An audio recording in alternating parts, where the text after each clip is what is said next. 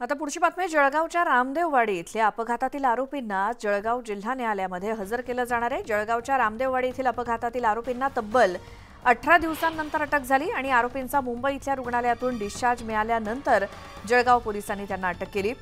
मुंबईतून रुग्णालयातून दोघा आरोपींना सोबत घेऊन जळगाव पोलीस जळगावमध्ये दाखल झाले आणि रात्री 11 वाजता आरोपींना सोबत घेऊन पथक जळगाव शहरामध्ये पोहोचलं आणि दोन्ही आरोपींची जळगाव जिल्हा रुग्णालयात वैद्यकीय तपासणी केल्यानंतर एमआयडीसी पोलीस ठाण्याच्या कोठडीमध्ये त्यांची रवानगी करण्यात आली।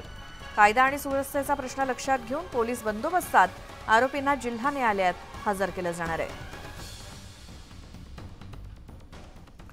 तर जळगावच्या रामदेववाडीतील अपघातातील आरोपींना घटनास्थळी मारहाण झाल्याचे व्हिडिओ सोशल मीडियात व्हायरल झाले। अपघातानंतर आरोपींना टोळक्यांनी लाथाबुक्क्या आणि दगडांनी मारहाण केल्याचं दिसतंय। व्हिडिओत दिसत असल्याप्रमाणे आरोपींना जबर मारहाण झाली, त्यामुळे तत्काळ त्यांना अटक न करता उपचारासाठी आधी रुग्णालयात हलवण्यात आल्याचं स्पष्ट झालं।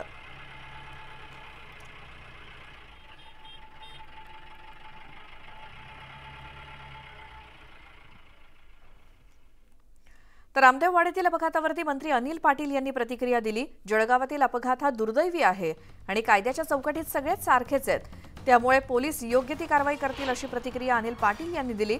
तर यामध्ये सुरू असलेल्या कारवाईत कोणताही राजकीय दबाव नसल्याचं त्यांनी म्हटलं।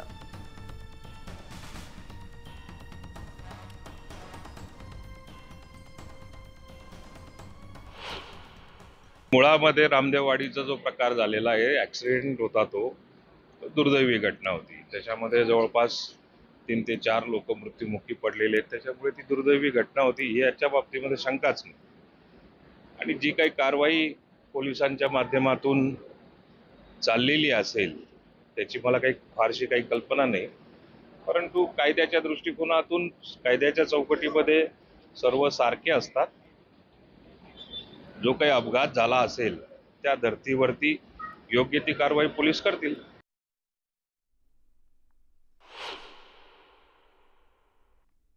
राजकीय दबाव म्हणजे कोणाचा राजकीय दबाव? ॲक्सिडेंट झालेला ही वस्तुस्थिती आहे। ज्यांच्या हातून तो ॲक्सिडेंट झालेला असेल किंवा निष्पन्न ज्याच्या बाबतीत निघालेलं असेल त्या बाबतीमध्ये पोलिसांची जी काही कारवाई चाललेली आहे त्याच्यामध्ये कोणी थांबवलेलं आहे? थांबवण्याचं काही कारण पण नाही। शेवटी दुर्दैवी घटना जी झालेली आहे तिचं समर्थन काही कोणी करणार नाही।